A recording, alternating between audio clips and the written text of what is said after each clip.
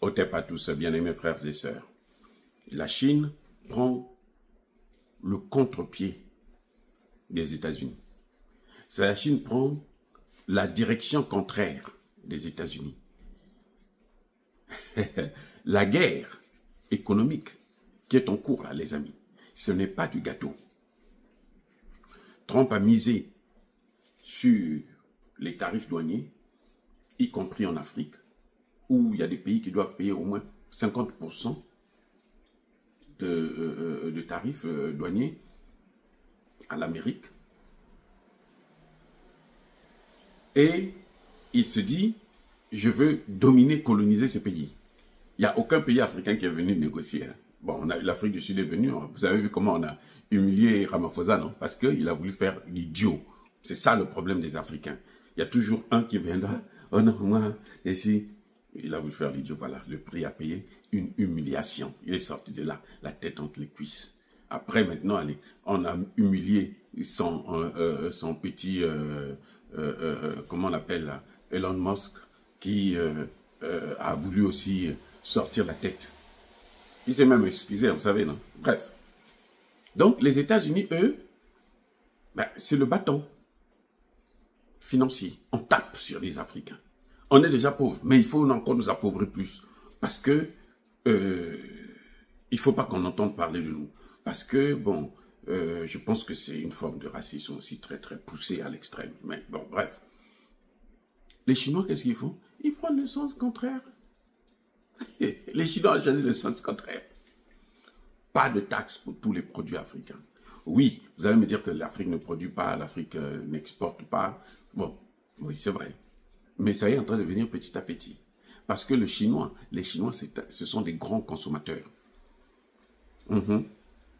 Même aux États-Unis, là, le meilleur client des produits américains, les céréales, l'or, plutôt comment tu appelles ça, le pétrole, le gaz, c'était les Chinois, le meilleur client.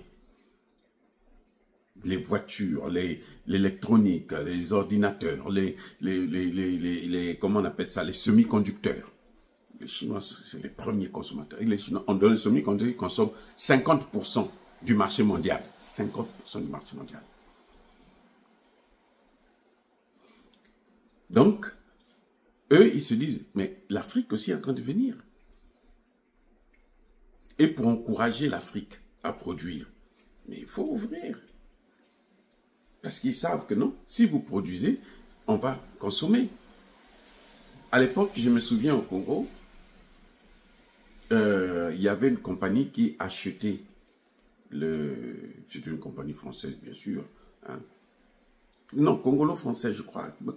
C'est après que, je crois, qu'on avait, comme d'habitude, le dernier qui est venu, il a pris la bazardé ça, avec les privatisations. Mais l'Office congolaise de café et de cacao, ils venaient acheter le café. Dans les villages, hein, moi je les ai vus, dans les villages j'étais encore petit, dans les villages ils viennent, ils achètent et puis ils s'en vont avec. Et là, maintenant il y avait des grands producteurs, les gens produisaient. S'il y a des consommateurs, si vous pouvez écouler votre marché, vos produits, mais vous allez voir les gens produire. Les gens ils sont capables de produire.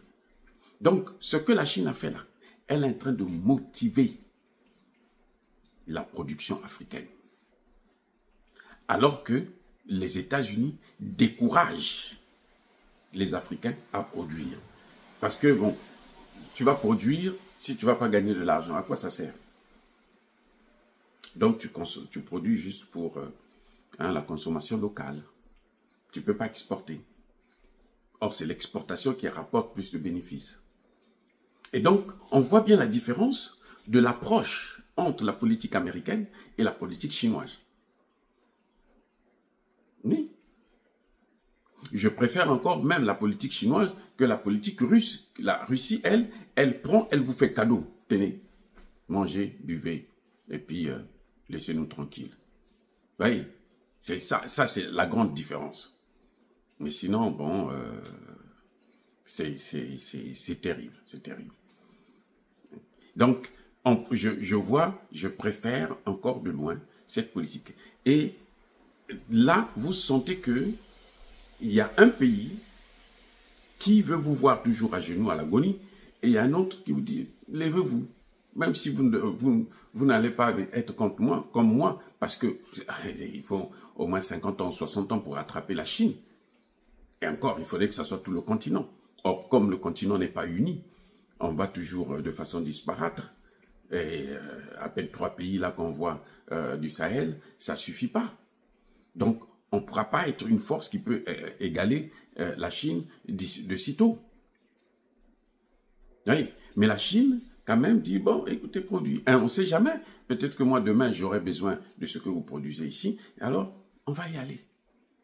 Et puis, les Chinois peuvent venir produire sur place, envoyer en Chine. Voilà le deal.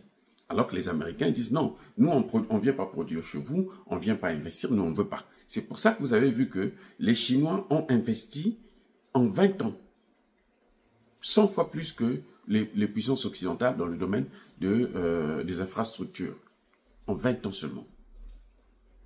Eux, ils ont dépassé ces pays-là en 100 ans de colonisation, esclavage et autres. 100 ans.